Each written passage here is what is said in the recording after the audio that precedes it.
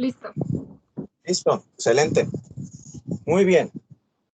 Bueno, en la clase anterior terminábamos de ver todo sobre compuestos aromáticos y lo que alcanzamos a volver a aprender venían siendo las reacciones tanto de Sand-Meyer como aquellas que son parecidas porque son derivadas de un ion de arenodiazonio. Además de eso, vimos la sustitución nucleofílica aromática, la cual utilizamos un poquito de conceptos y de recordatorios que involucraban la sustitución nucleofílica 1 y la 2, que es lo que veremos ahorita mismo, pero es por un mecanismo completamente diferente. Sin embargo, mantiene las mismas bases que espero puedan recordar, que viene siendo un ataque de un nucleófilo y la expulsión de un grupo saliente. Nada más que ahí ya interfería la cantidad de electrones que estaban dentro del anillo aromático. Ahora bien, vamos a recordar lo que mencionábamos de la sustitución nucleofílica 1 y la sustitución nucleofílica 2. Lo primero que sugeriría que checáramos es el nombre de este mecanismo de reacción, que viene siendo sustitución nucleofílica, de la misma manera que lo leíamos con la sustitución electrofílica. Sonará muy obvio, pero para que quede la aclaración, sustitución nucleofílica se refiere a una reacción donde sustituimos, sustitución, un enlace con un átomo por otro, utilizando un nucleófilo, sustitución nucleofílica. Ahora bien, si no me equivoco, con ustedes sí se los puse la clase pasada, lo de grupo saliente. Sí, cuando hablábamos de basicidad, acidez y de grupos salientes. Verán que en el tema de la clase especifiqué ahí halogenuros de alquilo. A ver, permítame tantito.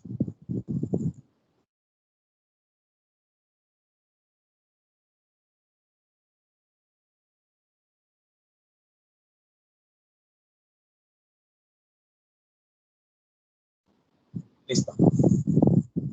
Ahí en el tema de la clase habla de halogenuros de alquilo. ¿Y por qué? Vamos a especificar, vamos a analizar el grupo funcional del halogenuro de alquilo. Específicamente, el enlace carbono-halógeno, lo cual es una muy buena manera de introducir todo esto. Un halogenuro de alquilo es un grupo funcional donde tenemos simplemente un átomo de halógeno unido a un grupo alquilo, es decir, a un carbono que tenga solamente enlaces sencillos y que no forme ningún carbonilo, ningún doble enlace, etc. Esto es un halogenuro de alquilo. ¿Y qué tenemos que analizar? Nada más ese enlace, porque como tal es todo lo que compone a este grupo funcional. Vamos a ver, tenemos halógeno, es decir, a un elemento de la penúltima familia de la tabla periódica. Y habíamos establecido que esos elementos son los más electronegativos de todos. ¿Por qué? Porque al estar nada más a un grupo, a una familia más bien, a una familia, no, también los dos son sinónimos, a una familia de alcanzar la estabilidad de los gases nobles, a ellos les urge bastante obtener el electrón que les falta. Recordemos que al estar en el grupo 7 significa que tienen 7 electrones de valencia y que nada más les falta uno para su regla del octeto, la que sí cumplen los gases nobles. Entonces tenemos un átomo muy electronegativo, bastante, unido a un átomo medianamente electronegativo, electropositivo. Recordemos que el carbono como tal queda en medio, en la familia número 4, o más bien el grupo número 4. Recordemos que familia es cuando nos referimos a las 18, grupo es cuando nos referimos nada más a los 8 principales.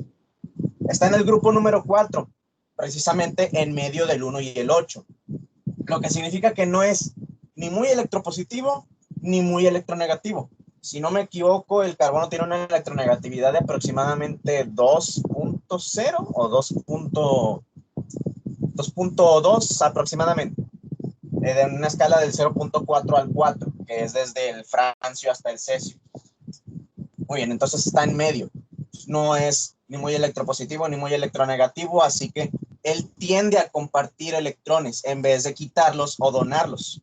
De esa manera, la mayoría de los enlaces que se forman con carbono son enlaces covalentes, donde se están compartiendo los electrones. Sin embargo, recordemos que los enlaces covalentes son de dos tipos. Unos son enlaces covalentes polares y otros son enlaces covalentes no polares. Cuando hablamos de un enlace covalente polar, como su nombre lo indica, hablamos de un comportamiento de dos polos.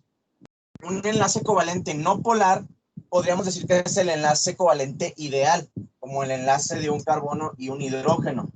La diferencia de electronegatividad entre estos dos es muy poca. Si no me equivoco, también es como de 0.2. Este es de 2.2 y este es de 2.0, así que 0.2 de diferencia. Significa que ninguno de los dos tiende a atraer más electrones que el otro. Así que si nosotros analizáramos la nube electrónica, que recordemos, ya entendiendo la teoría del orbital molecular, los enlaces en realidad se ven como unas nubes electrónicas por la fusión de los orbitales. La nube electrónica de este enlace entre estos dos átomos se vería con una densidad muy bien distribuida. Es decir, aquí habría la misma cantidad de electrones de densidad electrónica que acá. Todo bien, todo correcto. Así que, repetimos, es una nube electrónica muy consistente. Sin embargo, esto es un enlace covalente no polar, porque no exhibe un comportamiento de polos. Sin embargo, este es un enlace covalente polar, porque la diferencia de electronegatividad, si bien no es tanta como la sería un enlace iónico, que viene siendo un, digamos, halógeno, con un metal alcalino térreo, una diferencia de más de 2.5, si no me equivoco, es lo que establece un enlace iónico. En un enlace iónico es literalmente este átomo le quita el otro electrón al otro. Y ya no es enlace, sino es nada más una atracción de fuerzas. Aquí no hay suficiente diferencia de electronegatividad para que el halógeno retire uno de los electrones del carbono. Así que van a compartir los electrones. Sin embargo, no los van a compartir de manera equitativa. Así que en vez de ver una nube electrónica uniforme, donde en todas las partes de este enlace haya la misma cantidad de electrones, como los halógenos son más electronegativos, en realidad vamos a ver algo así. Una especie de nube donde está mucho más cargada de electrones del lado del halógeno, y conforme se va acercando al carbono, vamos a hacer un poco más uniforme, conforme se va acercando al carbono, va disminuyendo la densidad electrónica. Entonces, si bien el carbono no está perdiendo los electrones como tal, sí está quedando con menos electrones de los que debería de tener, porque esos están más tiempo del lado del halógeno. De esa manera, el carbono, ya podemos ver a lo que quiero llegar, termina deficiente de electrones. Y recordemos que un concepto clave que estábamos mencionando desde el inicio es el de electrófilo, una especie carente o deficiente de electrones. Y de la misma manera que estábamos utilizándolo para los aromáticos, que cuando decimos nucleófilo o electrófilo nos referimos a toda la molécula, aquí es más este sitio.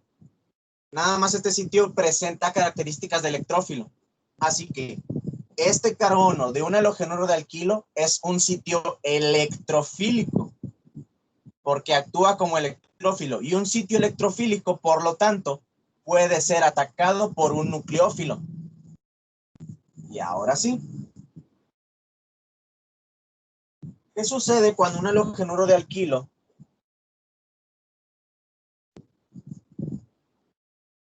se topa con un nucleófilo? Un nucleófilo que recordemos vamos a estar representando como NU con dos puntos que representan los electrones. Esta es un esquema general, por así mencionarlo, de la reacción de sustitución nucleofílica. Un nucleófilo más un halogenuro de alquilo, el cual viene siendo, aquí entre paréntesis, un grupo saliente, va a sufrir la reacción que mencionamos y el enlace con halógeno se va a sustituir por uno con el nucleófilo y el halógeno habrá de haber salido. Este concepto, recordemos, es muy importante. Grupo saliente. Suena muy obvio una vez más, pero grupo saliente es aquel grupo que sale de una molécula. Cuando los grupos salientes salen, suelen llevarse el par de electrones que tenían unidos originalmente. Aquí podemos observar por qué todo esto le conviene. Recordemos también que cuando hablábamos de por qué se llevan a cabo las reacciones es por el equilibrio, porque algo le conviene para estar más estable. Aquí tenemos a una molécula donde si bien no está completamente positivo, pues, algo que se me pasaba, como está deficiente de electrones, decimos que el carbono tiene una carga parcial positiva. Y recordemos que las cargas parciales, si las queremos representar, es con este símbolo sigma, parcial positiva, y este tiene una carga parcial negativa. Y ahora aquí este sí tiene una carga negativa. Pero en fin. Sí, este grupo saliente se quiere salir porque así es como él va a estar más estable. Este ya es un ion halogenuro, como fluoruro, como cloruro, ioduro, bromuro. Y decíamos que son bases muy débiles, son muy poco reactivos. En fin, estos ya están prácticamente iguales a los gases nobles. Así que les conviene mucho salirse. ¿Pero por qué no se salen? No, por naturaleza, porque el carbono necesita que estén aquí. Les dice, oye, está bien que no los tenga todo el tiempo los electrones, pero el hecho de que tú estés aquí hace que todavía los tenga. El carbono no los está dejando irse, porque el carbono necesita estar unido a algo. Entonces aquí vemos cómo es que esta reacción le conviene a todas estas partes. Primero, al halógeno le conviene porque se va a ir y se va a llevar el par de electrones y ahora sí va a quedar muy estable. Al nucleófilo le conviene porque su naturaleza nucleofílica le dice, tengo que compartir mis electrones con alguien más. Y al carbono le conviene porque necesita algo que le comparta más electrones que el halógeno. Podemos ver que al final esto es más estable que esto. Muy bien. Ahora sí, entonces todo esto es la manera general en la que ocurre una reacción de sustitución nucleofílica. Sin embargo, hay dos maneras de que esta ocurra. ¿Cómo podemos ver esas dos maneras? Viendo el enlace o la cantidad de enlaces. ¿A qué me refiero con esto? Tenemos inicialmente una especie con 4 enlaces, un carbono con 4 enlaces. Y al final tenemos el mismo carbono con 4 enlaces, pero uno de ellos es diferente. Técnicamente lo pudiéramos ver como si ya no tuviéramos los mismos electrones, que de hecho no son los mismos, porque estos se van con el halógeno y estos son los que le pertenecen al nucleófilo. Me gusta explicarlo de la siguiente manera con esta analogía. Por cierto, si lo han estado pudiendo ver, hasta ahorita sí se ve claro la imagen. Sí, se ve mucho mejor, todo bien. Excelente, muy bien. Me gusta verlo de la siguiente manera. Imaginemos que tenemos una caja, la cual tiene solamente esferas negras. Esta caja puede representar el enlace que tiene el carbono con determinado átomo. Y nosotros queremos que al final esta caja ya no esté llena con esferas negras, sino con, digamos, esferas verdes. Ya no quiero que tenga ninguna esfera negra. Ya está completamente llena de verdes. Hay dos maneras de hacer que esta caja deje de tener las negras y ahora tenga las verdes. La primera es vacío completamente la caja y ahora la caja me queda vacía. Y ahora sí introduzco todas las bolas negras, las esferas negras. Digo, las esferas verdes. Esa es una forma. Es decir,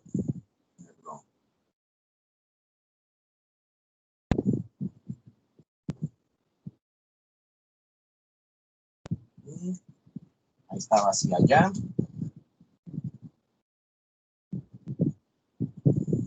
Y estas van a entrar. Y así ya llegamos al destino que nosotros queremos. Pero otra manera de hacerlo es, yo saco una esfera negra, introduzco una esfera verde. Saco otra esfera negra, introduzco otra verde. Saco otra negra, introduzco otra verde. ¿Cuál es la diferencia aquí? La diferencia es que si nosotros las intentamos encontrar una comparación entre estos métodos, voy a ponerle aquí se va una para acá afuera y esta va acá.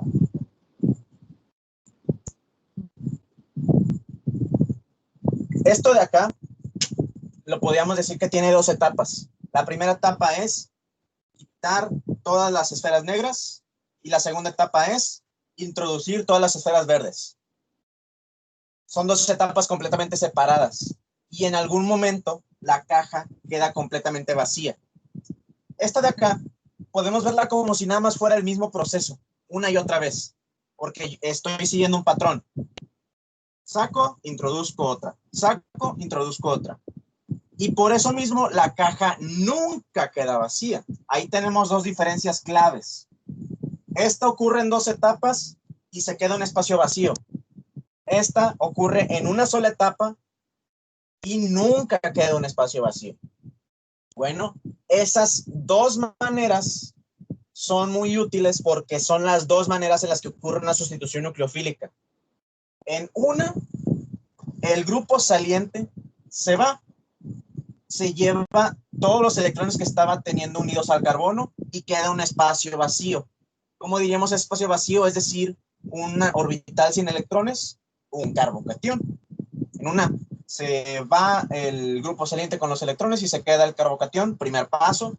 Segundo paso, llega el nucleófilo y llena el espacio vacío con sus electrones. Y el otro mecanismo es este de acá. No ocurre en dos pasos, ocurre todo al mismo tiempo. Mientras los electrones del grupo saliente se están yendo con el grupo saliente y se está desintegrando, entre comillas, el enlace con ese grupo saliente, están ingresando los electrones del grupo nucleófilo y se está formando el enlace con el grupo nucleófilo. De esa manera, nunca queda un espacio vacío en el átomo y nunca se forma un carbocatión. Bueno, esas de ahí son las maneras en las que podemos ver la SN1 y la SN2. Ahora, a veces la gente tiene la siguiente confusión piensa que el 1 y el 2 habla de la cantidad de pasos que involucra el mecanismo. No es así. Ahorita les explico por qué una se llama 1 y la otra se llama 2, pero verán que si lo vemos desde esta perspectiva es lo contrario. La SN1 se efectúa en dos pasos y la SN2 en un solo paso. ¿Hasta aquí todo claro? ¿Todo bien?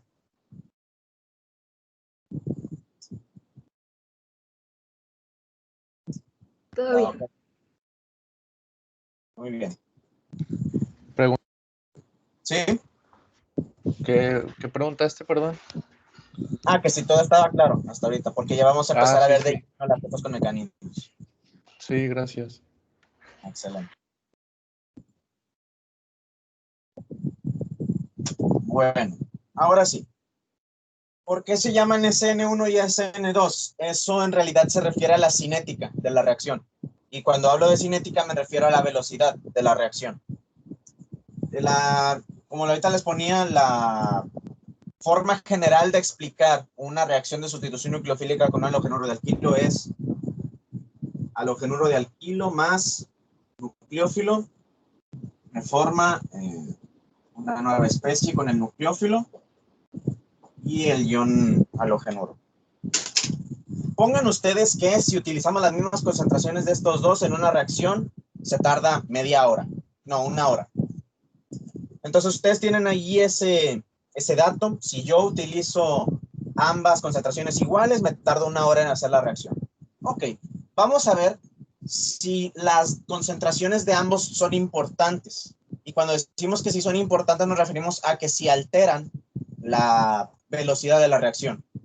Ahora repito el experimento y no lo hago con concentración de 1 a 1. Vamos a decir que ahora yo utilizo 2 veces la concentración de halogenuro de alquilo y dejo esta normal. Es decir, tengo el doble de halogenuro que de nucleófilo. Yo hago eso y la velocidad de reacción aumenta porque yo aumenté la concentración. Lo que significa que ahora en vez de una hora se tardó media hora, vamos a decir. Entonces, con ese experimento nosotros ya hemos visto que el halogenuro de alquilo sí es importante. Ya tenemos una de las moléculas sí interfiere en cuanto a la velocidad de reacción. Ahora repetimos el experimento una segunda vez. Volvemos a dejar el halogenuro de alquilo, que ya sabemos que sí es importante para la velocidad. Lo dejamos a la concentración original de 1. Y ahora el que ponemos al doble es la del nucleófilo.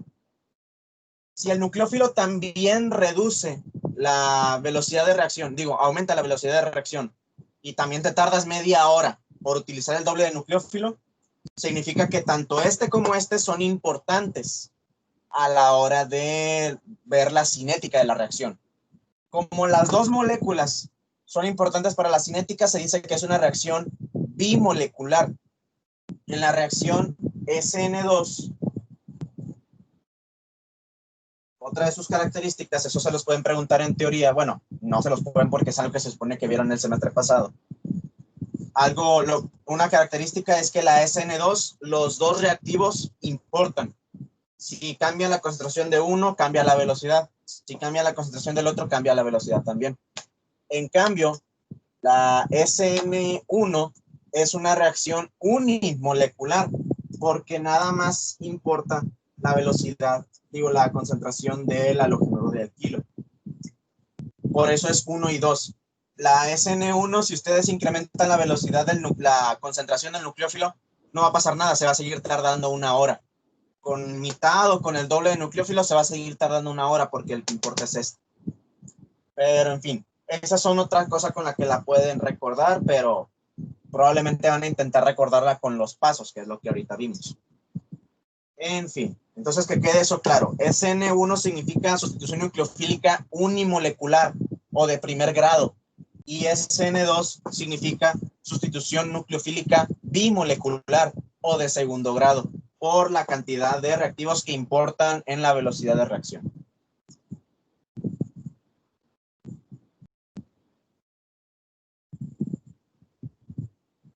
Ahora sí, empecemos con la SN2, porque siento que es la más sencilla de explicar. Y ahorita veremos que es importante para estas dos ya hablar de estereoisomería. Hay que ver si nuestro carbono es un carbono quiral o no. Y si lo es, probablemente vayamos a tener que representar esto con, algo correcto. Vamos a poner, por ejemplo, al 2-bromobutano. Sí, 2-bromobutano. Supongo que esto ya es un tip como tal. Yo cuando dibujo para que quede claro, ya es el mecanismo de SN2. Cuando yo dibujo los halogenuros de alquilo o cualquier otra reacción donde nada más me importe un grupo quiral, yo sugiero que lo dibujen de la siguiente manera. Vamos a utilizar bromo como posible. Voy a dibujar un poquito más pequeño para que sí quepa el siguiente paso. Yo sugiero dibujarlo de la siguiente manera. Recuerden que si yo voy a representar una quiralidad, la mejor manera de hacerlo es dibujándolo todo como un tetraedro. Bueno, el tetraedro, recordemos que tiene una punta, entre comillas, una punta, y 3 puntos que son la base, de tal manera que yo dibujo 3 puntos como si fueran un triángulo, donde especifico que uno está apuntando hacia mí, porque el cuarto punto lo dibujo apuntando hacia atrás. Bueno, yo sugiero que el que no va a estar con la cuña y que esté apuntando hacia un lado sea el grupo de interés, en este caso el halógeno. Dijimos bromuro o 2-bromobutano, sí. Entonces aquí ponemos CH3, CH2.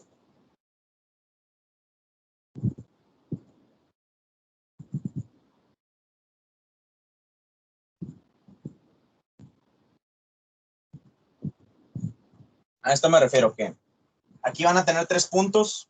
Generalmente los hidrógenos lo van a dibujar hacia atrás, a menos que ustedes sepan que la configuración es la contraria, es decir, que el hidrógeno no vaya hacia atrás, pero en fin. Así yo sugiero que lo dibujen. El bromuro, yoduro, halogenuro, alcohol, lo que sea, ponerlo no en el que está apuntando hacia arriba, ahí no, sino en uno de estos, pero en el que no tenga la cuña. Porque así ahorita vamos a ver, es más fácil ver cómo cambia todo. En fin. Bueno, esto es el 2-bromobutano. De una vez podemos observar la configuración que yo dibujé. La dibujé al azar, vamos a ver cuál de las dos es. Recordemos que la configuración se asigna primero dando prioridades o jerarquías a cada uno de los átomos que tenemos unidos, en base al número atómico. El bromo tiene jerarquía número 1, el hidrógeno tiene jerarquía número 4.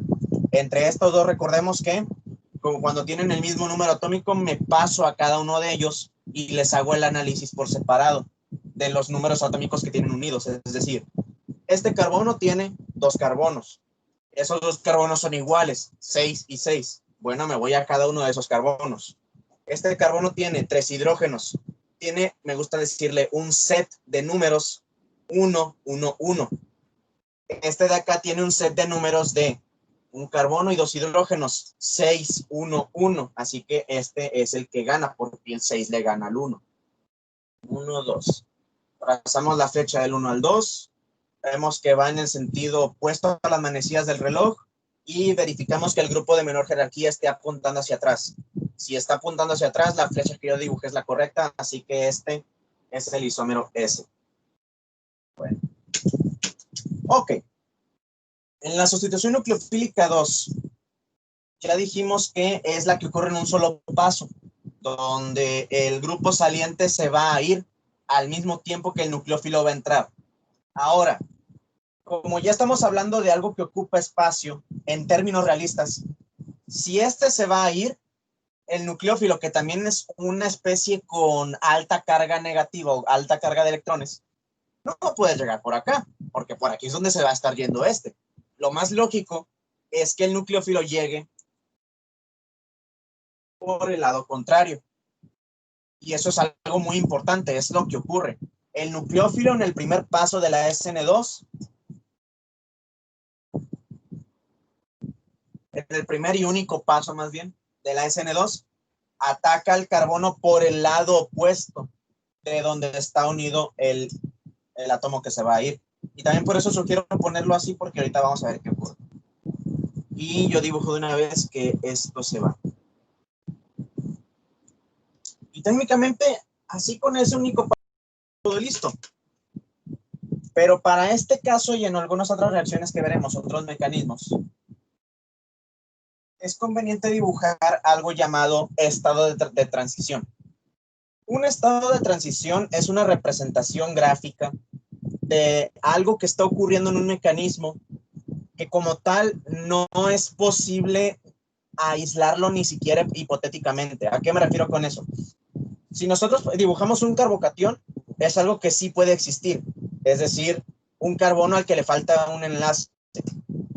¿No es posible de aislar? No, muchos no son posibles de aislar porque son muy inestables, pero podemos decir que existe. Sí concuerda con las leyes de la química y las leyes de cómo se forman los enlaces. Las leyes de la química te dicen un átomo y otro átomo o están o no están enlazados. Nunca hay medios enlaces. Y pues por eso mismo nunca podemos dibujar medio enlace. Todos los enlaces que vemos o están o no están. Sin embargo, a veces es conveniente dibujar un enlace medio hecho o medio deshecho para explicar cuál es el resultado de lo que vamos a tener. Cuando lo dibuja van a comprender mejor lo que estoy diciendo. Un estado de transición se dibuja entre corchetes, de igual manera que se hacía con la resonancia. Vamos a verlo de la siguiente manera.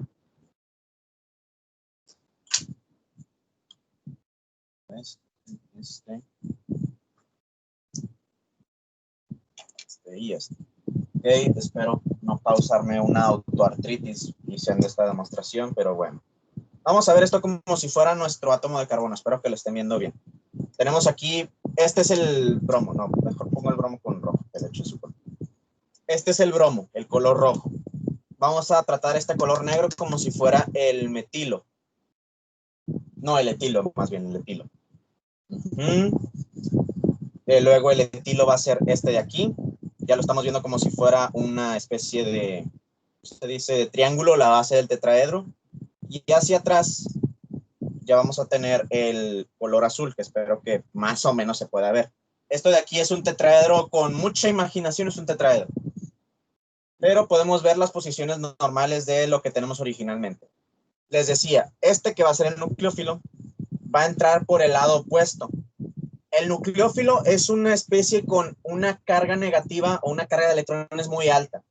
Recordemos que los átomos como tal se repelen por naturaleza porque no quieren estar cerca de lo que es similar a ellos.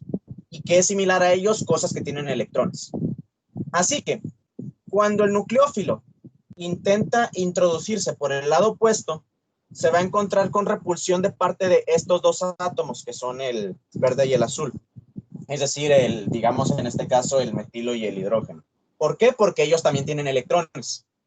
Como el nucleófilo va a forzar su entrada, ahora vamos a tener, por ejemplo, 5 cosas unidas, entre comillas, al mismo tiempo. Y eso es algo que no debería pasar y por eso mismo es un estado de transición. 5 cosas unidas, pero estos no van a poder seguir apuntando, o no sé a dónde lo estén viendo ustedes, hacia la izquierda o la derecha, pero hacia el lado que están apuntando ya no van a poder seguir, porque las posiciones de los átomos están hechas para estar lo más alejados posibles. Cuando este se introduce, empieza a empujar a estos dos hacia el medio, pero no puede empujarlos hacia el otro lado, porque acá está todavía el bromuro, el cual va a empezar a salir, pero todavía no sale completamente. De tal manera que en el estado de transición nosotros representamos el punto medio de todo este proceso, en el cual el nucleófilo se ha introducido y está completamente opuesto al halógeno. Como empujó a los grupos que tenía de este lado, estos quedan exactamente en el mismo plano que este, pero uno apuntando hacia enfrente y otro apuntando hacia atrás. Ahora, se termina el proceso. Este es expulsado completamente. Ya no hay nada que evite que estos sigan siendo empujados, así que el nucleófilo termina de repelerlos y estos van a quedar así. Sí, creo que se puede ver, sí. Este va a quedar ahora del lado opuesto, donde se introdujo. A este no le pasó nada, y estos dos fueron empujados también al lado opuesto donde estaban originalmente. Entonces, ahora sí vamos a dibujar ese estado de transición. El carbono en el centro. Les digo, al etilo no le pasó nada, CH2CF3. Estos dos fueron empujados hacia en medio. Sin embargo, el que estaba hacia atrás sigue estando hacia atrás, el que estaba hacia adelante sigue estando hacia adelante. Y ahora, como les digo, esto es para representar cosas, además de, pues, hipotéticas, pues, son posibles por las leyes, y las leyes no dicen que se puede formar medio, o un cuarto, o un tercio de enlace. Nosotros lo podemos ver como si el enlace con el bromo se estuviera desintegrando al mismo tiempo que el enlace con el nucleófilo se va formando. Estos enlaces que no están completos, entre comillas, los vamos a dibujar con líneas punteadas.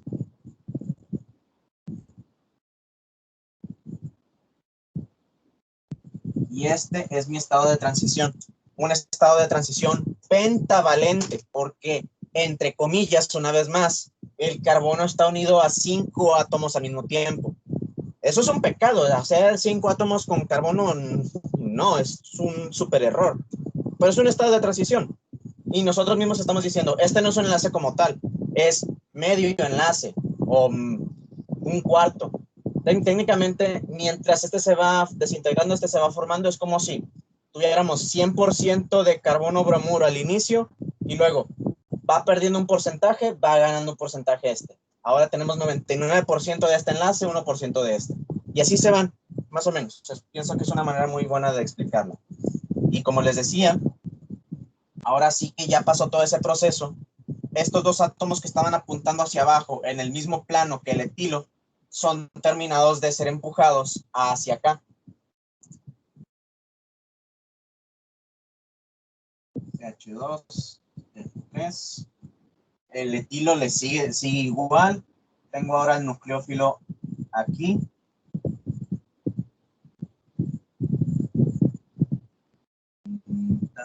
Este de aquí era metilo.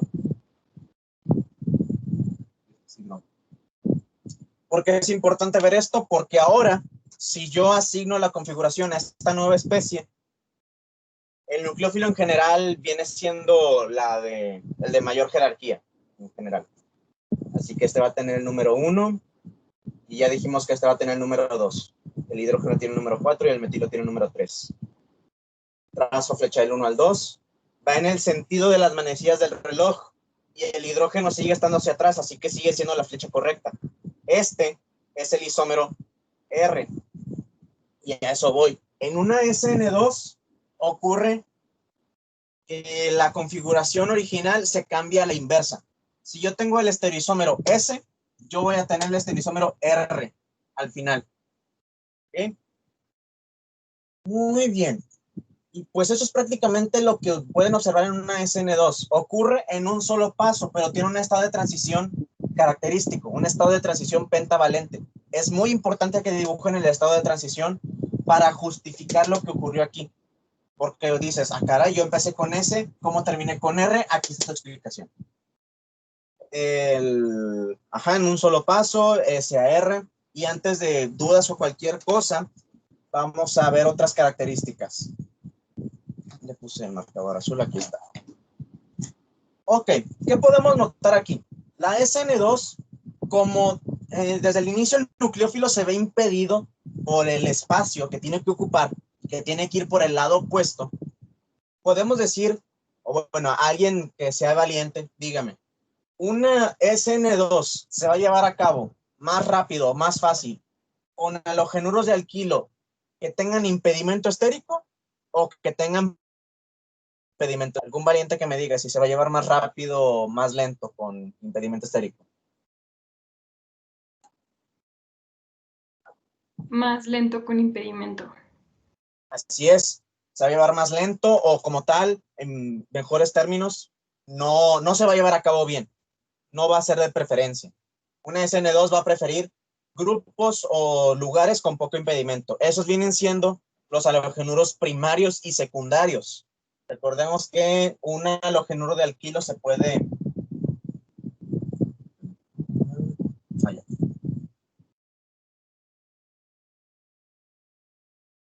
Un halogenuro puede ser de 3 tipos, 4 si cuentan el de metilo. Un halogenuro primario, un halogenuro secundario,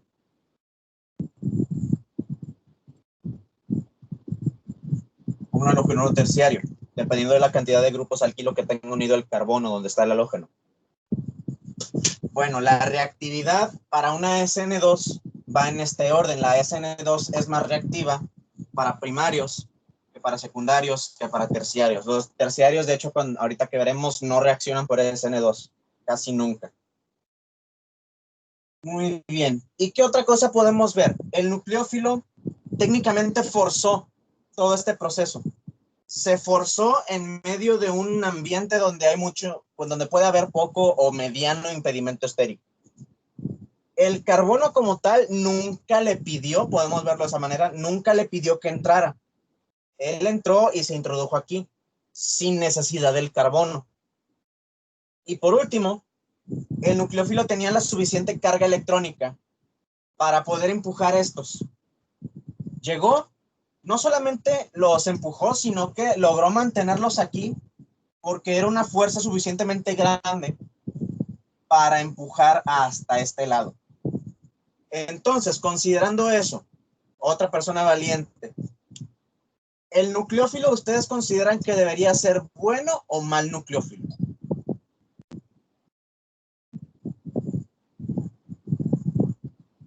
Bueno, Un buen nucleófilo. Un buen nucleófilo significa que tiene suficiente carga electrónica y por lo tanto suficiente capacidad de forzarse, de entrar y de empujar todo esto. Los buenos nucleófilos son aquellos que tienen mucha carga electrónica, es decir, poner aquí, buenos. Los buenos nucleófilos son ejemplos, el ion hidróxido, el ion amiduro, y otra cosa, el ion cianuro, los iones alcóxido, un ion hidrosulfuro, un ion tioéter o tioalquiltío. ¿Cuál otro está? Un ion acetiluro.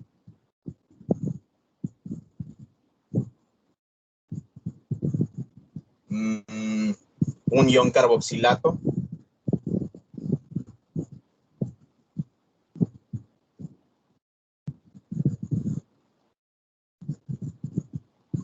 Como tal, pueden ver que todos estos son con carga negativa. Son buenos nucleófilos. Sus contrapartes son malos nucleófilos. son sustancias que pueden actuar como nucleófilos, pero no son muy buenas haciéndolo, son malas. Es decir, tienen riqueza de electrones, pero no en exceso, como para que digas, ah, sí, yo estoy constantemente buscando compartir mis electrones. Los malos nucleófilos son las contrapartes neutras de estos buenos nucleófilos. Es decir, si este no está negativo, sino neutro, sería el agua, el amoníaco o las aminas. Aunque el amoníaco es uno de los que puedes decir que son son intermedios, porque el nitrógeno es muy nucleofílico. Pero aquí vamos a manejarlos como malos, para no entrar en complicaciones. El ácido cianhídrico, los alcoholes, el ácido sulfídrico, los tioles. Y estos de acá ya no, porque sus contrapartes ya no son nucleofílicas. Este de aquí se convertiría en un alquino. Un alquino no es nucleofílico. Y este de acá se convertiría en un ácido carboxílico. Los ácidos carboxílicos no son nucleófilos. Pero estos lo son. Malos, pero lo son. Entonces, la SN2 se va a llevar a cabo con buenos nucleófilos. Va a preferir halogenuros primarios y se puede llevar en secundarios, pero prefiere primarios. Buenos nucleófilos primarios y es en un solo paso con estado de transición y cambia completamente la configuración. ¿Quedó entendido todo esto? ¿Hay alguna duda?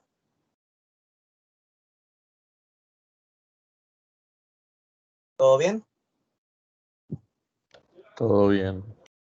Excelente. Muy bien. Si alguien está copiando o algo así, avíseme para no borrarlo. Pero sí.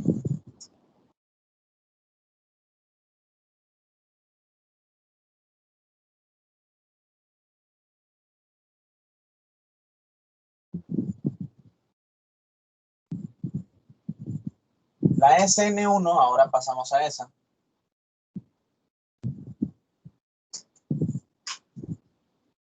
No sé por qué borré el inicial, si voy a dibujar lo mío, pero bueno.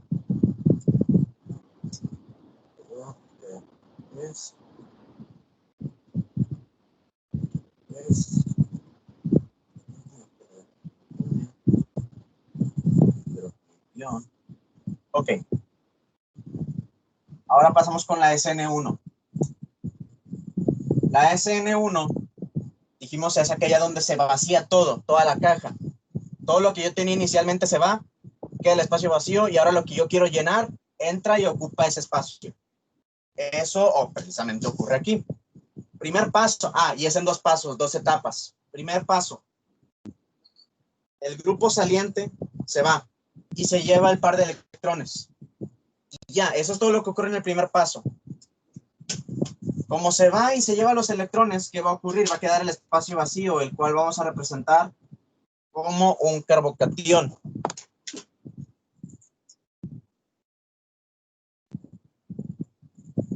Ahora, recuerden que los carbocationes tienen una hibridación diferente a los halogenuros normales. Un carbocatión adopta una hibridación sp2 y la hibridación sp2 tiene una geometría trigonal plana. Se parece mucho al estado pentavalente porque precisamente están en el mismo plano. Es como si estuviéramos viendo un triángulo de lado. Esto queda positivo. Y recuerden que si adopta una hibridación sp2, significa que tiene un orbital p con dos lóbulos disponibles en extremos opuestos, en un plano perpendicular al que estamos viendo. Más para motivos de que se vea bien. Así es, esto es lo que ustedes están viendo en el segundo paso. Un triángulo donde uno está apuntando hacia ustedes, otro hacia arriba y el otro hacia atrás, que técnicamente no lo ven, que viene siendo este de aquí. Muy bien. Ahora, estos dos lóbulos del orbital P son los que definen qué va a pasar, porque ahora el nucleófilo puede atacar a este lóbulo o puede atacar a este lóbulo. Los dos tienen el mismo impedimento estérico porque están en un plano completamente diferente al que tiene todo esto. Significa que hay 50% de probabilidad de que el nucleófilo ataque a este y un 50% de probabilidad de que ataque a este otro. Si ataca a este, significa que los grupos que están hacia abajo van a ser repelidos hacia el lado opuesto, es decir, este está a la izquierda, así que cuando el nucleófilo se une a este orbital, estos son empujados a la derecha. Si el nucleófilo se une por la derecha, estos son empujados a la izquierda. De tal manera que al final voy a tener dos productos.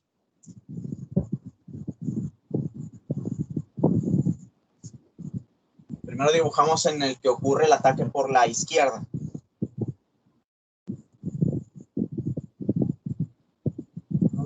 Por la izquierda, acá vamos a poner el nucleófilo.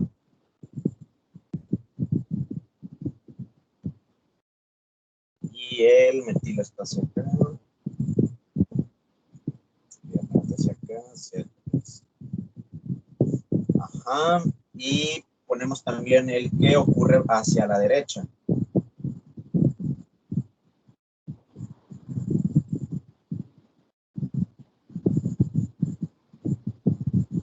El etilo sigue estando hacia arriba.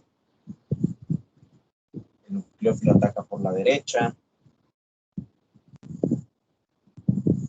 Ahora el metilo está aquí. Y el hidrógeno está acá. Y asignamos configuraciones.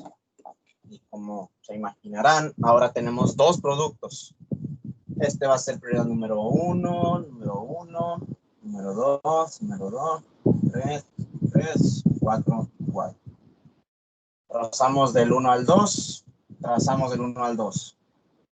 En los dos está el hidrógeno hacia atrás, el de jerarquía número 4 hacia atrás, así que las dos son flechas correctas y por lo tanto he obtenido 50% del isómero R y 50% del isómero S.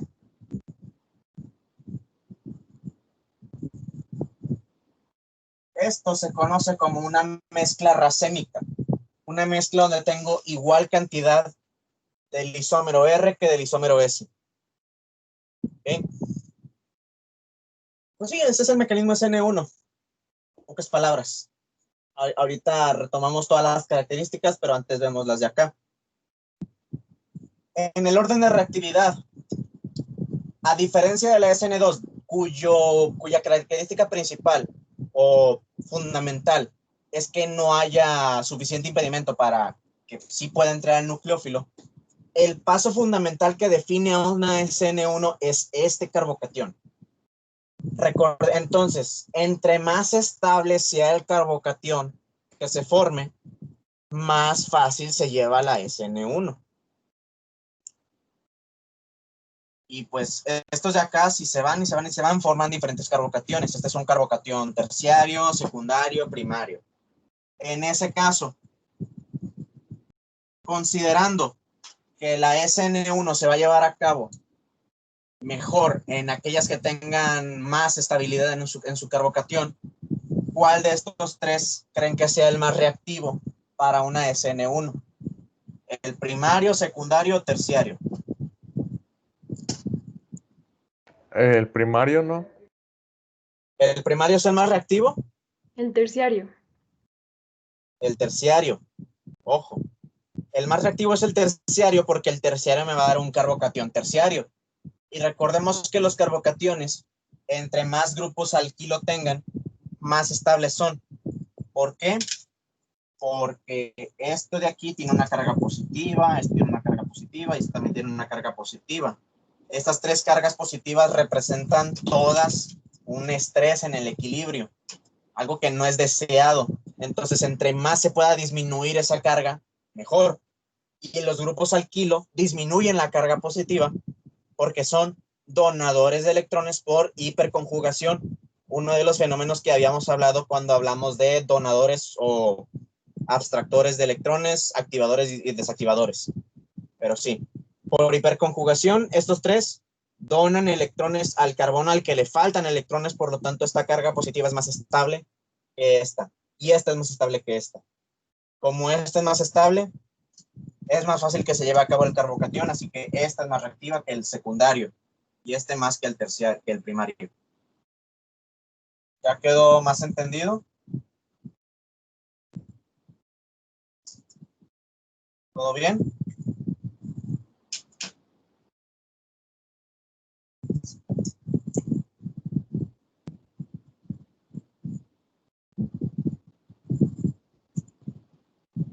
Bueno, voy a tomar ese silencio incómodo como un sí. Entonces, el terciario, es más estable y por lo tanto la SN1 se lleva más que nada en halogenuros terciarios y se lleva también en secundarios. En primarios nunca se va a llevar a cabo porque es muy inestable este carbocatión. Por último, me gusta explicarlo del nucleófilo de la siguiente manera. En la SN2, el nucleófilo tuvo que forzarse porque había mucho impedimento estérico. Aquí no, aquí le dejaron el camino fácil. Puede llegar por cualquiera de estos dos que están en un plano completamente distinto. En la anterior, el nucleófilo tuvo que empujar todo porque estaba forzando toda la reacción. Aquí no, llegó y todo se acomodó por arte de magia. Así, porque ya estaba todo muy sencillo, nada más estaban esperando a que llegara y ya. Por último, en la SN, en esta de aquí, la SN1, tenemos un carbono positivo que está exigiendo que algo se una. Como tal, el que está forzando, entre comillas, la reacción es el carbono, no el nucleófilo. Así que este nucleófilo no es muy bueno que digamos, porque no está haciendo todo lo que el de la SN2 hizo. Considerando eso, una SN1, ¿con qué se llevará mejor? ¿Con buenos o con malos nucleófilos? Otra persona valiente, quiere decir.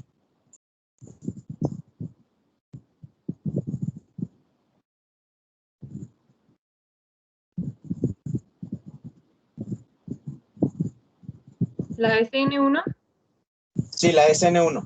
¿Con buenos o con malos?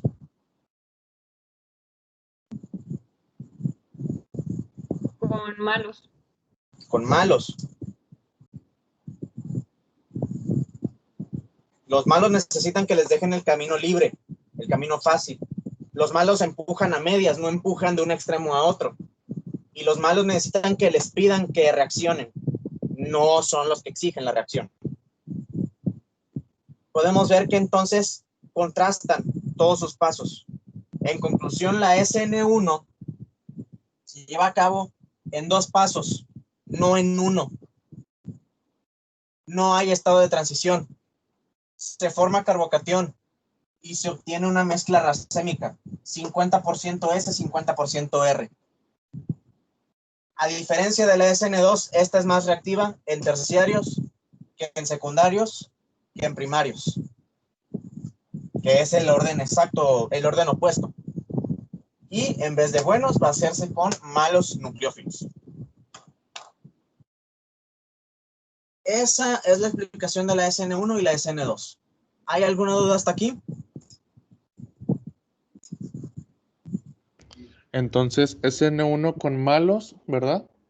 Así es, Y SN2 con buenos. así es. Bueno, gracias.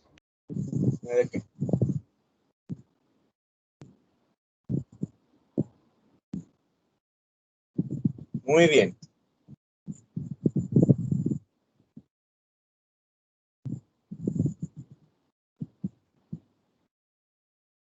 Entonces hasta ahorita parecería que todo es muy sencillo, nada más. Pues me aprendo si son buenos o si son malos, o si generalmente lo que van a ver es el tipo de nucleófilo. El nucleófilo les va a decir si es SN1 o SN2. Ok, entonces, si yo escribo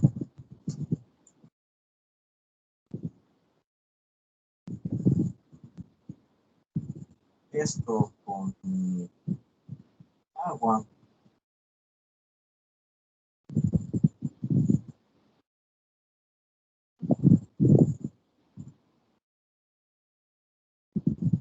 y esto con hidróxido de sodio, ¿Cuál de las dos es SN2 y cuál de las dos es SN1? La de arriba no se ve. ¿No?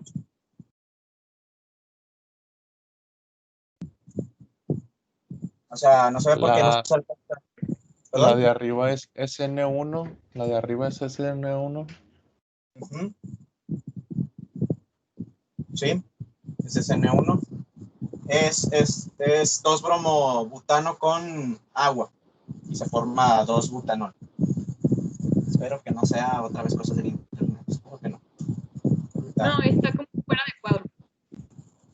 Ah, ok. ¿Fuera de cuadro dijiste? Sí. Ujú, ok. Bueno, igual esto era nada más para que vieran lo que voy a decir. Entonces, hasta ahorita es muy sencillo ver la diferencia. Poder yo decir SN2 o SN1. Pero resulta que los halogenuros del kilo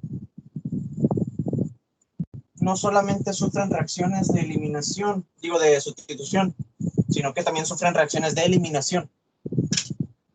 A diferencia de una reacción de sustitución o una reacción de eliminación, como su nombre lo indica, disminuye la cantidad de enlaces que yo tengo inicialmente. Es decir,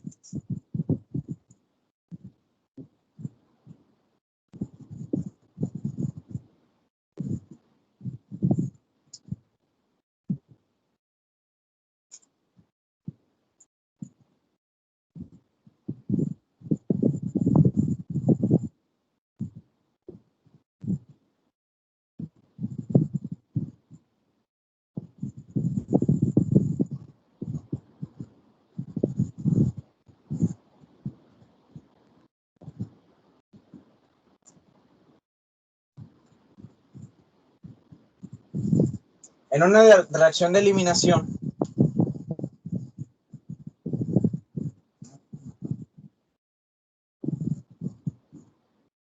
yo estoy perdiendo enlaces. Como tal, este carbono de aquí, estos dos, tienen 4 enlaces con átomos diferentes. 1, 2, 3, 4. 1, 2, 3, 4. Acá siguen teniendo 4 enlaces, sí, porque el doble enlace cuenta como 2, pero ya no son con átomos diferentes. Estos son 2 enlaces con el mismo átomo y estos otros son con enlaces diferentes. Entonces tenemos 1, 2, 3, 1, 2, 3. Hemos perdido enlaces, se han eliminado enlaces. Esta es una reacción de eliminación y se lleva a cabo con bases. Pero si ahorita recordarán lo que yo les escribí aquí, que vienen siendo los nucleófilos del listado de nucleófilos que estamos utilizando, todos esos nucleófilos podían actuar como bases, son bases como tal. El ion hidróxido es una base, hidróxido de sodio. El amiduro es una base también, es una base fuerte. ¿Cuál otro les puse? El ion alcóxido, el ion tiol, el ion cianuro, todos son bases. No solamente los buenos, también los malos son bases. Son bases débiles, pero son bases. El agua, les decía, puede llegar a actuar como base, pero es una base débil. El alcohol también es una base débil. Otra cosa, el ácido sulfídrico también es una base débil. Y así sucesivamente. Entonces, vamos a entrar en un conflicto ahorita, que veamos a lo que quiero llegar. Pero entonces les quiero, antes de eso, explicar que un halogenuro de alquilo o cualquier otro grupo que tenga un grupo saliente, cualquier otra molécula con un grupo saliente, puede sufrir reacciones de eliminación, porque el grupo saliente se puede ir y permitir que la base quite un hidrógeno y que eso estabilice todo. Como tal, una sustitución nucleofílica se da a cabo porque el grupo saliente se va y el carbono necesita estar unido a algo más que ocupe su lugar.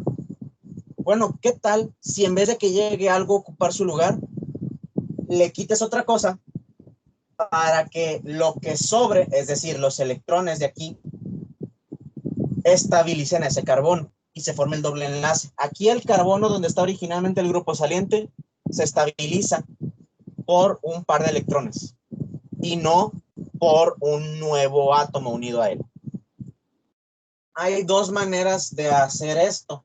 nosotros veremos en los mecanismos que lo que importa en una eliminación es lo siguiente: que se vaya el grupo saliente y que la base quite un hidrógeno de un carbono adyacente. Son dos cosas.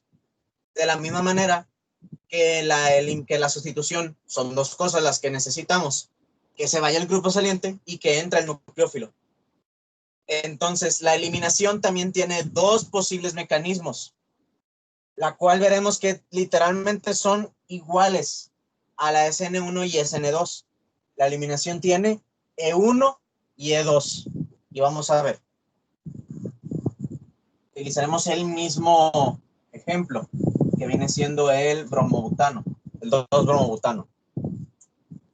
Veremos primero la E1.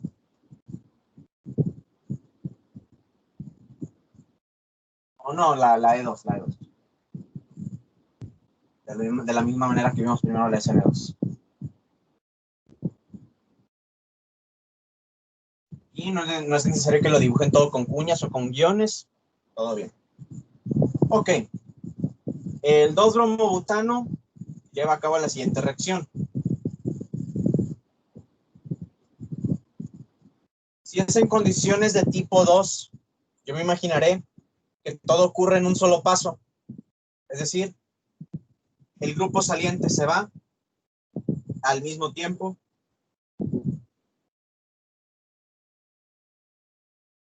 que una base llega y se lleva un hidrógeno de un carbono adyacente. Sin embargo, este hidrógeno, como les digo, no se lleva el par de electrones, sino que estos se quedan aquí y se colocan en medio de los dos carbonos de tal manera que nunca se forma un espacio vacío. Y en un solo paso se ha formado un alqueno. Y ya, ese es el mecanismo de 2. Aquí no hay mucho rollo que tirar porque no nos interesa mucho la estereoisomería. Lo mejor que les puede interesar es si se forma cis o trans, pero siempre se va a formar preferencialmente el trans, porque es el más estable por pura naturaleza. Ok, pero sí, veremos que tienen las mismas características que la SN2. En un solo paso, nunca se forma un carbocatión, nunca queda un espacio vacío. También va a depender de impedimento estérico, porque como tal nunca se forma el carbocatión y nunca tiene el camino fácil. Y por último, la base que llega y se lleva el hidrógeno al mismo tiempo que se va el bromuro o el cloro, yodo, lo que sea. Lo que significa que nunca se le puso el camino fácil. La base, al igual que el bromo, está forzando la reacción. Entonces, la E2 se va a llevar a cabo principalmente, pues, igual que una SN2. Es decir, un solo paso. Les dije, va a ser dependiente de impedimento estérico, por lo tanto va a ser más reactiva con halogenuros primarios y puede llevarse a cabo con secundarios. Y finalmente se lleva a cabo con bases fuertes que no necesitan que se las dejes fácil. Las bases fuertes son los buenos nucleófilos. Todo nucleófilo es una base y toda base es un nucleófilo, con algunas excepciones. Pero todos los que les puse ahí son nucleófilos y son bases. Pues sí, eso prácticamente es. Es decir, aquí puede haber puesto hidróxido de sodio y va a jalar. También. En cambio, la E1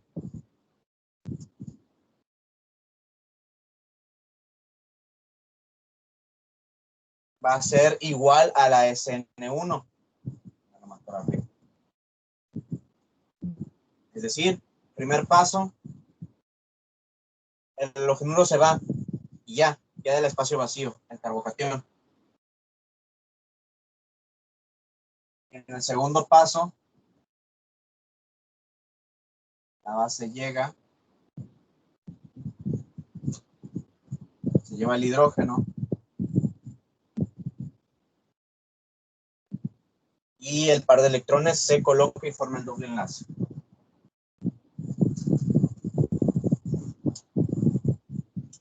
¿Y ocurre lo mismo? Sí, prácticamente.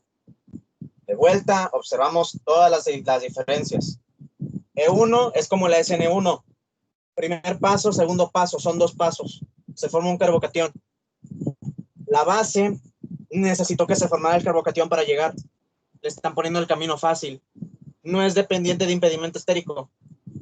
Y como es de carbocatión, depende de la estabilidad del carbocatión. Entonces, todas las características de la SN1 las tiene la E1. Es decir, 2 pasos, carbocatión, va a ser más reactiva con terciarios y secundarios. Y finalmente, se va a hacer con bases débiles, las cuales son los nucleófilos. La basicidad y la nucleofilicidad suelen ser proporcionales. ¿Okay? ¿Hasta aquí hay alguna duda? Esto de eliminación muy rápida. ¿Okay? Esperen, antes de dudas, algo que se me pasaba. Las 2 eliminaciones dependen de que haya un hidrógeno en un carbono adyacente. Pero este hidrógeno de aquí, o este carbono también tiene hidrógenos. Sin embargo, ¿por qué yo elegí este de acá? ¿Alguien que me quiera decir, que recuerde por qué, como tal, la base elige este hidrógeno y no el de acá? ¿Nadie? Por la regla de Zaitsev. La regla de Zaitsev, así es. Dios mío, se acaba de dibujar una sonrisa en mi rostro porque es la primera persona que me dice eso en todas las veces que he enseñado este curso. Esta lección. La regla de Zaitsev, que por alguna razón a todos se les olvida. La regla de Zaitsev establece que prácticamente los alquenos, entre más sustituidos estén, entre más grupos alquilos tengan unidos, más estables son. Este alqueno de aquí está disustituido. 1, 2 cadenas de alquilo. Si el hidrógeno que se abstrayera fuera este, se formaría el doble enlace entre estos 2 carbonos. Es decir, este alqueno. Y este alqueno está mono sustituido.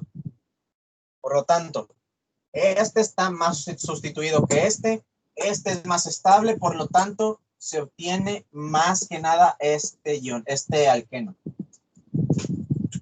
Dato curioso, esto de regla de Zaitsev, por lo tanto, se dice que este es el alqueno de Zaitsev. Así se escribe, Zaitsev, Z-A-I-T-S-V, pero el alqueno menos estable se le dice alqueno de Hofmann. ¿Y por qué les digo esto? Porque hay una base en específico, bueno, no en específico porque son varias las que lo podrían hacer, pero la más utilizada es una base voluminosa, una base que tenga mucho impedimento estérico, porque si tiene mucho impedimento estérico, a pesar de que el de Zaitsev es más estable, va a tratar de ir por el que esté más disponible, en este caso, el de Hofmann, es decir, atacaría a este que está en un extremo. Les puede llegar a servir la base que ustedes utilizarían para tomar ¿cómo se dice? Para formar el alqueno de Hofmann.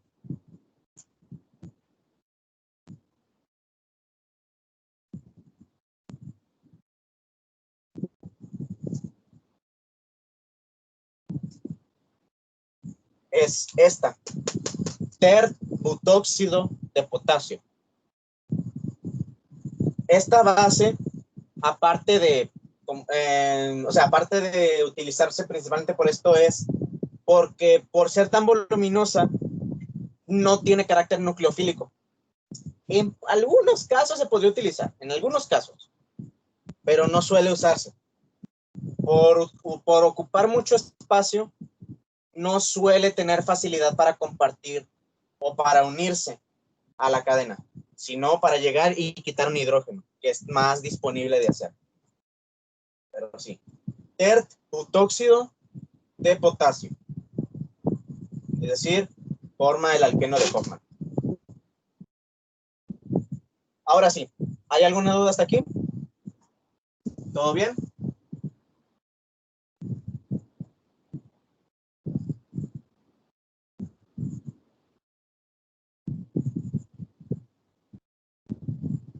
No, excelente.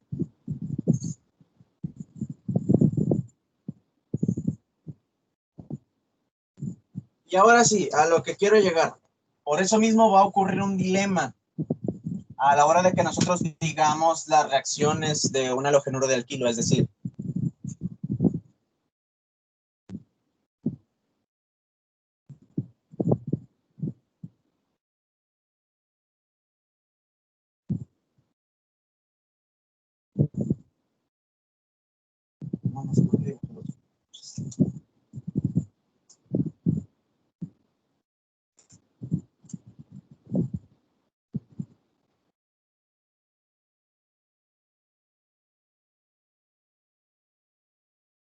si yo tengo dos bromobutano y lo hago reaccionar con hidróxido de sodio, ¿yo cómo sé si se va a llevar a cabo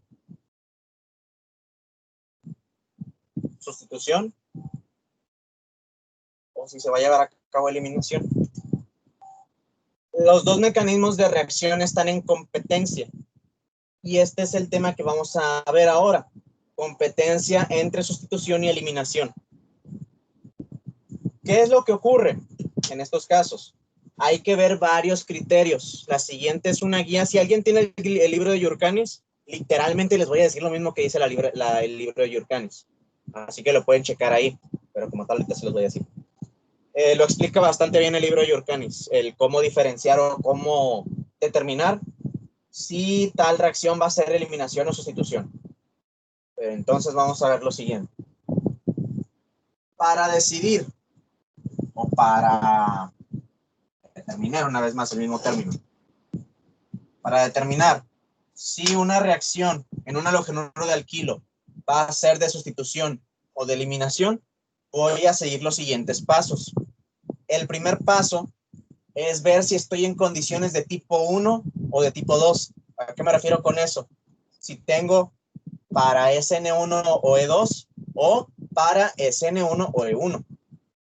¿Qué es lo que yo les digo que chequen? El nucleófilo o base. No podemos decir si es nucleófilo o base todavía.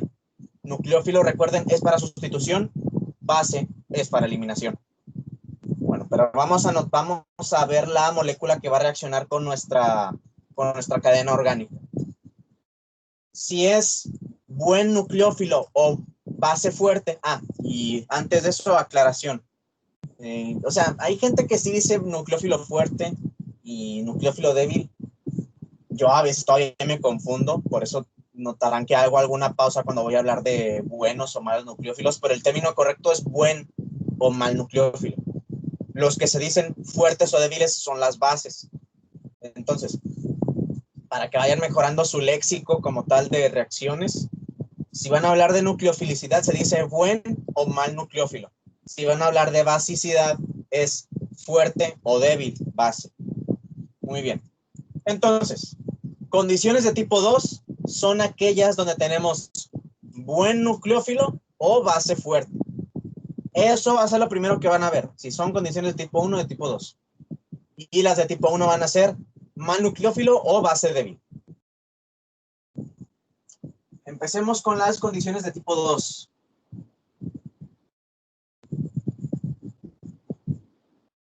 Yo ya vi que tengo bueno o fuerte. Ahora voy a ver cómo es mi halogenuro de alquilo. O como tal, no, sí, halogenuro de alquilo. Voy a ver si es primario, secundario o terciario. Si es primario,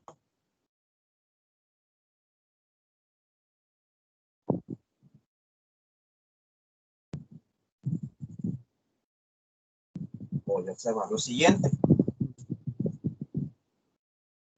Voy a analizar la estructura del nucleófilo o base y del halogenuro de alquilo. Si tan solo uno de los dos presenta impedimento estérico, se va a preferir la eliminación. Si ninguno de los dos presenta impedimento estérico, se va a llevar a cabo la sustitución. Aquí les voy a poner el ejemplo del libro.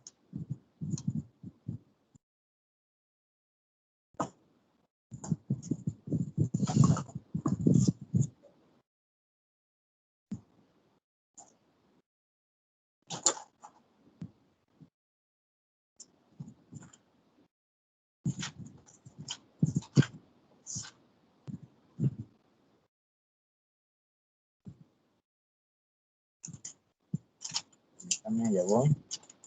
Aquí está.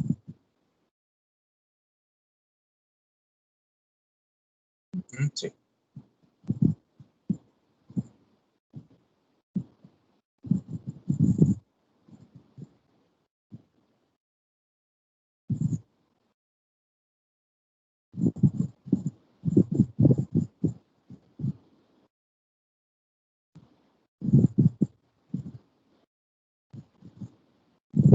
Ujú.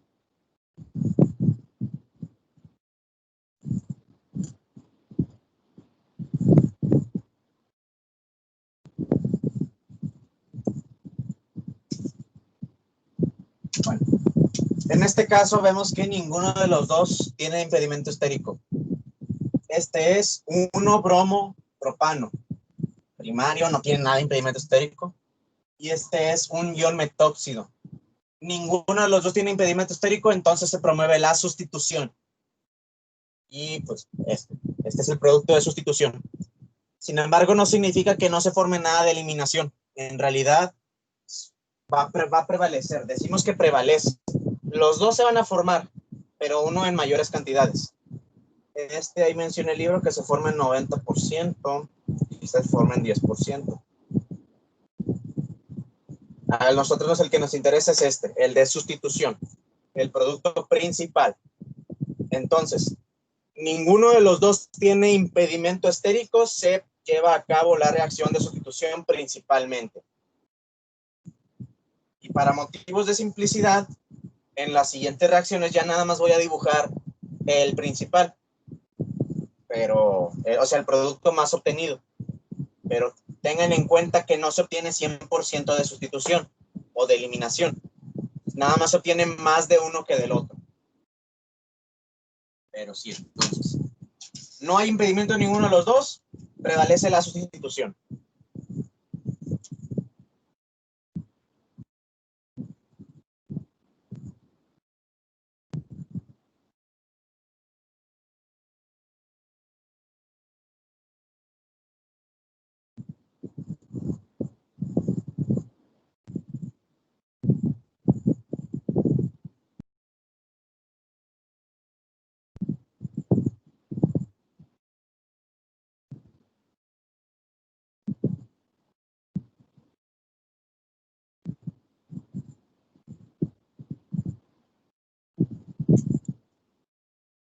Ok, esto de aquí, pues, estamos observando. Ya. Aquí tenemos que el nucleófilo o base no tiene impedimento estérico, pero este de aquí sí tiene. A pesar de que es primario, tiene en el carbono adyacente 3 grupos y 2 de ellos son grupos fenilo, por así decirlo. Aquí vamos a tener como un 60% del de sustitución. Aquí quiero decir del de eliminación.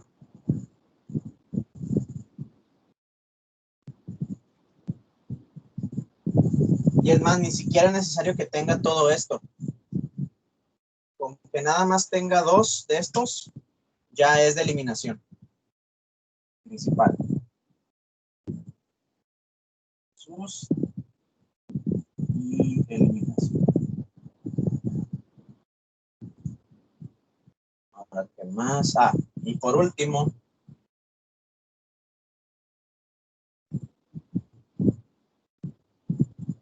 y aquí es un muy buen ejemplo de lo de el que ahorita les mencionaba, el ion terbutóxido.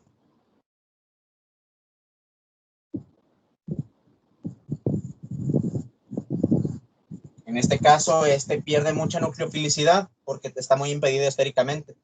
Entonces se va a llevar a cabo principalmente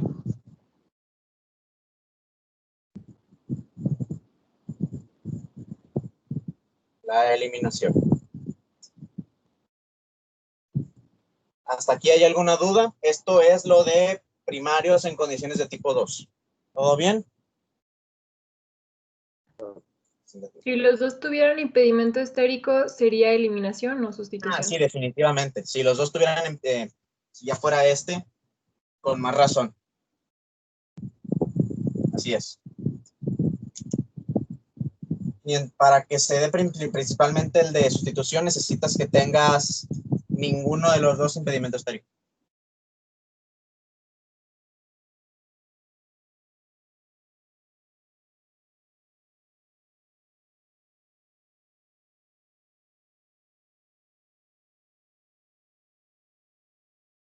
Muy bien. Pasamos con los secundarios.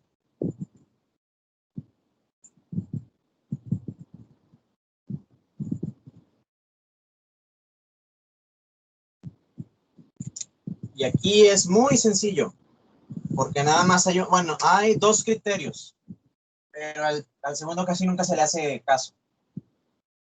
En las secundarias generalmente, como siempre quedan en medio, se darán cuenta que no están ni muy impedidos, ni nada así. Como a ellos quedan muy en medio, siempre se checa la condición de la temperatura. Es decir,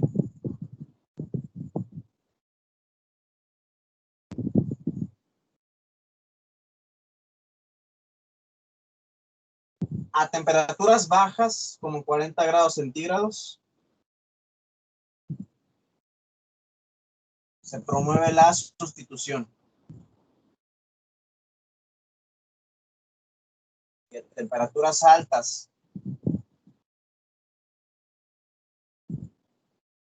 como 100 grados centígrados, se promueve la eliminación. Así de sencillo. Ahora, hay otro criterio, el cual no se le suele hacer caso. Como tal,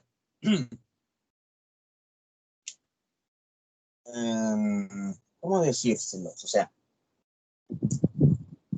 estamos ya de acuerdo que tenemos condiciones de tipo 2, pero entre los buenos o fuertes bases nucleófilos, hay otros que son más fuertes o buenos que otros.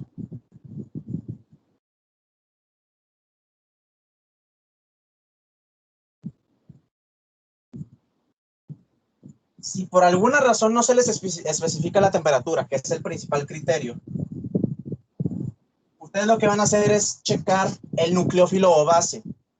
Si el nucleófilo o base tiene alguna manera de disminuir su carga negativa o de deslocalizarla, va a ser más estable y va a tender a realizar sustitución en vez de eliminación. ¿Por qué? Porque está disminuyendo su fuerza un poquito. Ejemplo.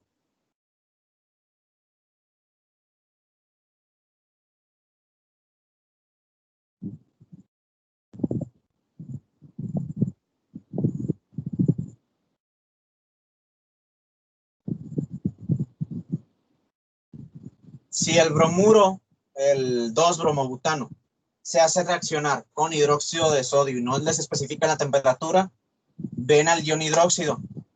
Pues el ion hidróxido no tiene ninguna manera de disipar su carga. Es muy concentrado, muy fuerte, por lo tanto va a actuar como base y se va a llevar a cabo eliminación. En cambio, si lo hacen reaccionar con el ion acetato, que ya dijimos que es un ion fuerte como tal, este puede disipar su carga por resonancia de aquí para acá y esto, por este doble enlace que tiene unido. Si también tuvieran un benceno o algo así que les ayudara a disipar la carga, también va a disminuir y por lo tanto se va a decir que es de sustitución. En este caso se lleva a cabo sustitución y no eliminación. Pero esto va a ser muy raro que le tengan que hacer caso, porque la temperatura es algo muy universal. Bajas temperaturas, sustitución. Altas temperaturas, eliminación. Si no les dan temperatura, muy concentrado su carga o no se puede disipar, eliminación. Se puede deslocalizar su carga, sustitución, en secundarios. ¿Hay alguna duda hasta aquí? ¿Puedes repetir de la tercera y la cuarta?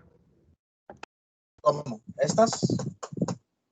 Sí, dijiste sin temperatura. Sí.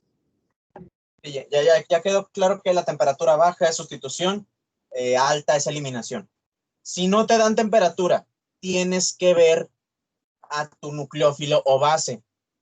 Si no puede deslocalizar su carga para hacerse más estable, como el hidróxido, como el amiduro, como el alcóxido, está fija, se lleva a cabo eliminación.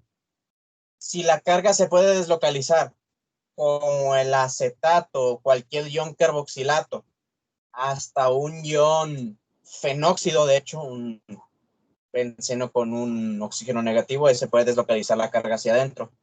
Se deslocaliza, así que no es tan fuerte, por lo tanto, se lleva a cabo sustitución.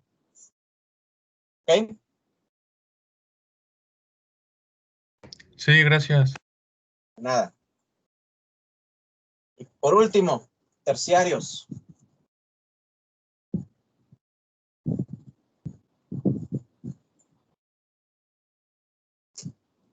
Los terciarios son muy fáciles. ¿Por qué? Porque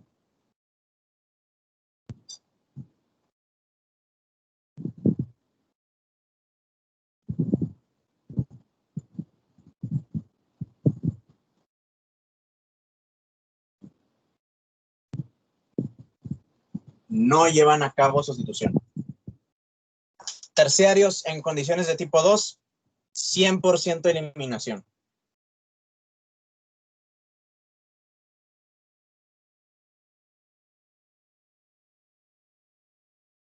Así de sencillo. ¿Por qué? Porque el terciario está muy impedido, pero para la eliminación está menos impedido. Recuerden, en la sustitución, ¿dónde se tiene que unir el nucleófilo? En el sitio donde está el halógeno, es decir, aquí. Aquí ni de chiste va a entrar. Pero en la eliminación, ¿qué tiene que hacer la base? Llegar al hidrógeno de al lado y quitarlo. ¿Qué es más fácil? ¿Quitar el hidrógeno o introducirse aquí en medio de todo este argüende? Quitar el hidrógeno. Entonces, 100% de eliminación. Cuento cerrado, así de fácil. ¿Ok?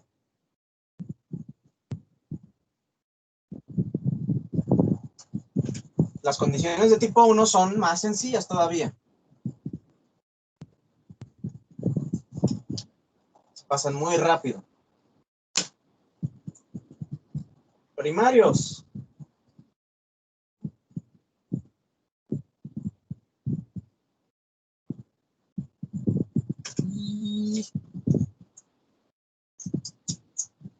No reaccionan. No va a reaccionar nunca un halogenuro primario por condiciones de tipo 1. Porque eso implicaría que se forme un carbocatión primario y esa cosa es muy inestable. No reaccionan. El agua le va a hacer lo que el viento a Juárez al 1-bromopropano. No reaccionan. A menos,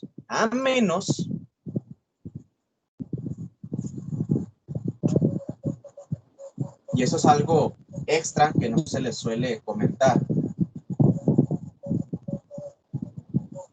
Este es bromuro de bencilo. Es primario. Sí. ¿A qué iba con esto así? ¿Es primario? Sí. Pero esta cosa reacciona todavía más rápido que un terciario con agua. ¿A qué se deberá esto? Sucede que los carbocationes pueden también ser más estables por resonancia. Este es primario. Entonces, si yo no tomara en cuenta la resonancia, yo diría, esta cosa nunca va a formar un carbocatión. Pero hasta que no me ponga yo a ver cómo es el carbocatión, me voy a dar cuenta que este carbocatión se puede estabilizar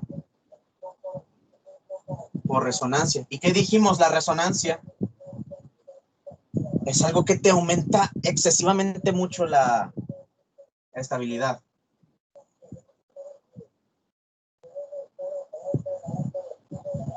Y así se va a ir deslocalizando.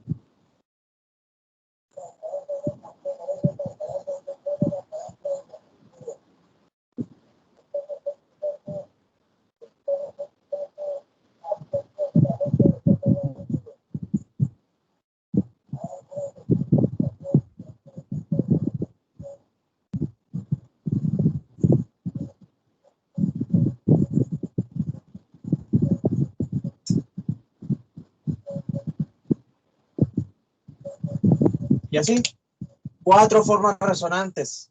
Este carbocatión primario es todavía más estable que un terciario. Entonces aquí definitivamente se va a llevar a cabo condiciones de tipo A1, SN1 o SN2. Ahí ya sería, pues guíense por lo que su corazoncito les diga. Yo diría que ocurre un 50%, 50%. Pero sí, si el carbocatión, o más bien si el halogenuro es bencílico, o si es alílico, es decir, que esté así, pues este también va a formar resonancia. Quizás no tanta como este, pero ya tiene suficiente.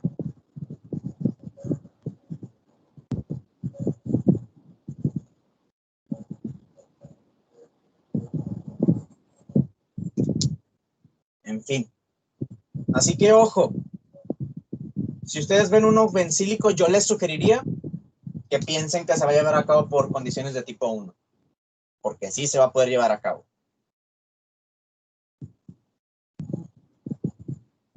¿Aquí hay alguna duda?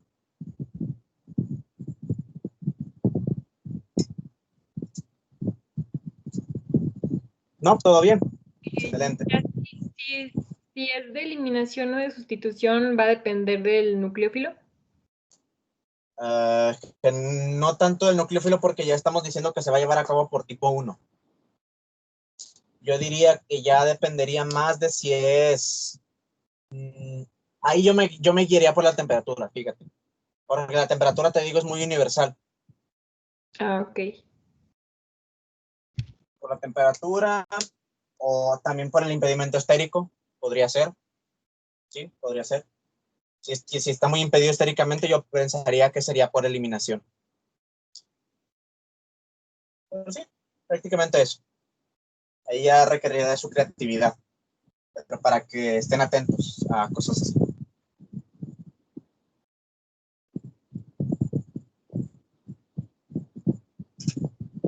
Secundarios.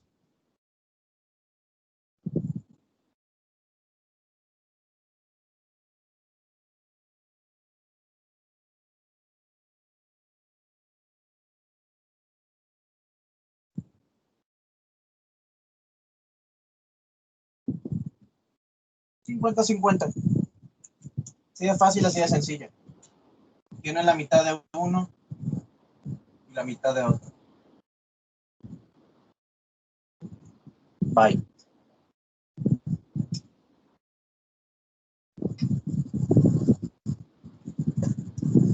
Y terciarios.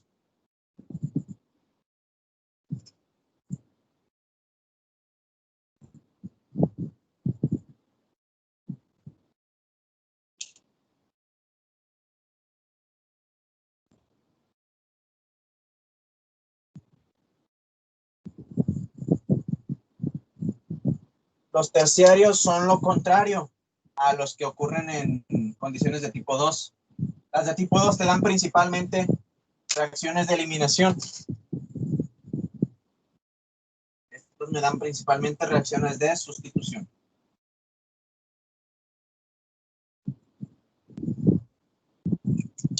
Pónganle ustedes que un 85%, 90% de sustitución. ¿Por qué? Porque ahora es todo lo contrario. El agua o cualquier cosa débil que pongan ahí va a tener que decidir qué es más fácil, que me introduzca en algo que ya no tiene impedimento estérico o llegar y yo quitar un hidrógeno. Entonces va a preferir llevarse a cabo condiciones de, ¿cómo se dice?, de sustitución. Hasta aquí todo bien, todo claro. Estos son todos los criterios que tienen que tener en cuenta para decidir si una reacción se lleva a cabo por eliminación o sustitución. Nada más es de que los repasen y con los ejercicios que les voy a mandar en esta ocasión, no van a tener problema y van a ver todo lo que les he explicado así aplicado. ¿Todo bien?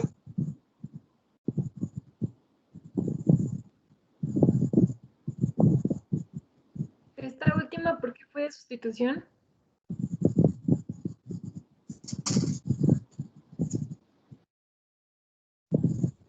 La diferencia entre sustitución y eliminación es que en la sustitución, lo que estamos usando actúa como nucleófilo y nada más llega y se introduce en el espacio donde debe de ocupar. Si fuera base y que fuera eliminación, llegaría al carbono adyacente y abstrae un hidrógeno. Entonces, aquí tenemos algo que va a ser una base débil o que va a ser un mal nucleófilo. Entonces va a decidir, ¿qué me conviene más? Aquí ya se va a formar un carbocatión. Me conviene más llegar a ese carbocatión, el cual no tiene nada de impedimento estérico y nada más es de que yo llegue y ahí me uno. O llegar y quitar este hidrógeno, que si bien es fácil de hacer, estamos de acuerdo que es más sencillo llegar a introducirse nada más. Entonces, es más fácil que lleve a cabo sustitución que eliminación. Y por eso se lleva a cabo principalmente sustitución. ¿Ok?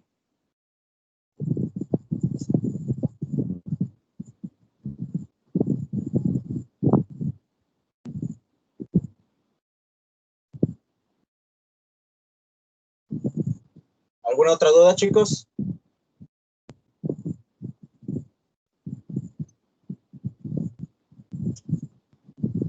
Excelente. Miren, yo digo que aquí vamos a dejarles, falta otro tema que es la introducción a alcoholes, pero considerando que entraron muy poquitas personas y que también fue porque nos tardamos en eso de que andaba checando el celular, pero al menos ya sé que ahora esta es la mejor opción. En la siguiente clase yo pienso que sí lo vamos a poder integrar a los temas, porque la siguiente creo que es nada más alcoholes, éteres y sí, alcoholes, éteres y epóxidos lo podemos ver en una sola clase. Y a lo mejor dejamos epóxidos también medio pendiente, pero alcoholes y éteres definitivamente se ven en una sola clase, por eso no hay problema. Aparte, pues esto constituye prácticamente nada más un recordatorio de lo que debieron de haber visto en orgánica básica. ¿Todos ustedes la llevaron con Abraham o hay alguien que no la llevó con Abraham? Yo con la profe Chayo. Entonces, el miércoles vamos a ver también lo de SOCl2, no sé cómo se pronuncie, Sí, los cloruro de reactivos. fenilo. Ándale, eso también lo vamos a ver el miércoles. Sí, el miércoles vamos a ver eso. Digo también para no partir el tema de alcoholes, porque si no lo iba a dejar medio empezado. Ah, bueno. Pero como tal, antes de que se vayan y a suerte de que esto fue un tema de orgánica básica, ¿ustedes tenían dudas desde orgánica básica, o se inició fundamentos de síntesis y ya tenían todo borrado como tal? ¿Alguien de aquí estaba en esa situación?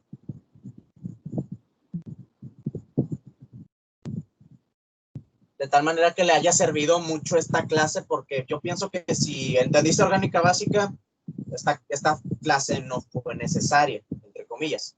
Pero les digo, yo la hice en base al, ¿cómo se dice? Al programa anterior de fundamentos de síntesis, de tal manera que lo pudieran ver también. Alguien estaba así que no recordaba para nada de esto de SN1, SN2 y que sí lo haya aplicado, sí le haya servido.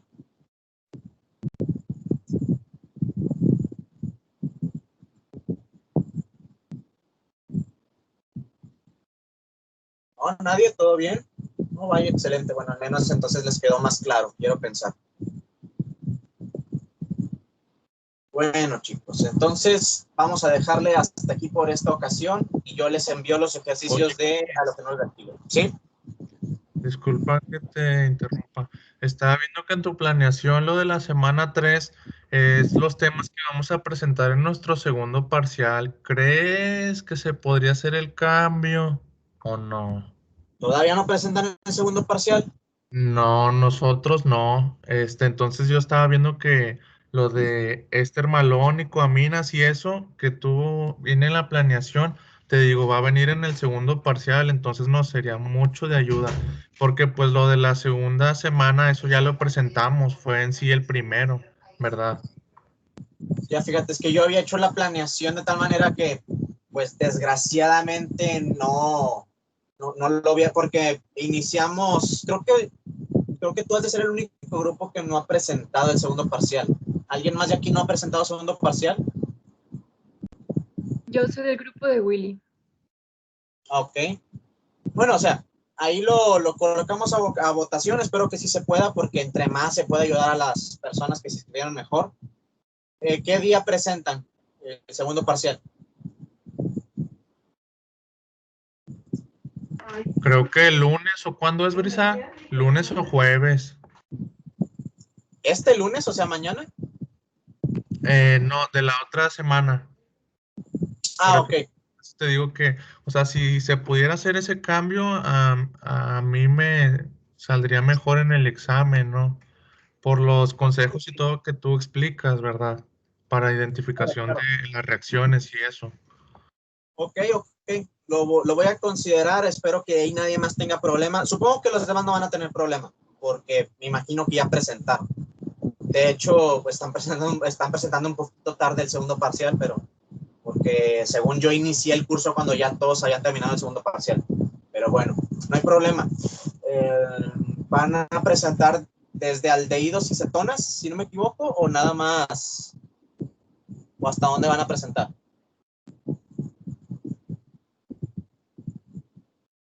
Brisa, ¿tú qué sabes más de eso? Pues, ay, no me acuerdo, pero según yo no hemos todavía presentado aldehídos y cetonas. Y Okay. yo recuerdo, no sé, Willy, creo que nada más son 2 parciales, creo.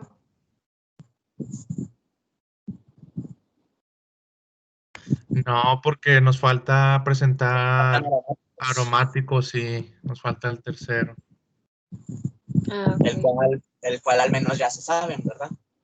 Pero Sí, bueno. o sea, lo del tercero está muy bien explicado, de hecho eso ya está súper bien, ¿verdad? Nada más que pues sí estaba viendo tu planeación y pues aquí viene estermalónico, aminas y halogenuros y así, entonces por eso era el comentario, ¿no? Que te digo que nos Sí, puede yo ahí ayudar. les comento, sí lo voy a tratar de hacer. Si hay alguien que tiene algún problema con eso, pues ahí lo checamos. Pero ahí al rato les mando mensaje a algunos de ustedes dos para que ya me confirmen bien de qué tema a qué tema van, y yo les reorganizo la calendarización. Sí, gracias. Y si no se puede, pues está bien, porque igual si nos ponen síntesis, vamos a usar las reacciones anteriores. Entonces, pues no, es lo mismo. Claro, no hay problema, pero bueno, entonces ahí checamos. ¿Y hay alguna otra cosa que quieran comentar?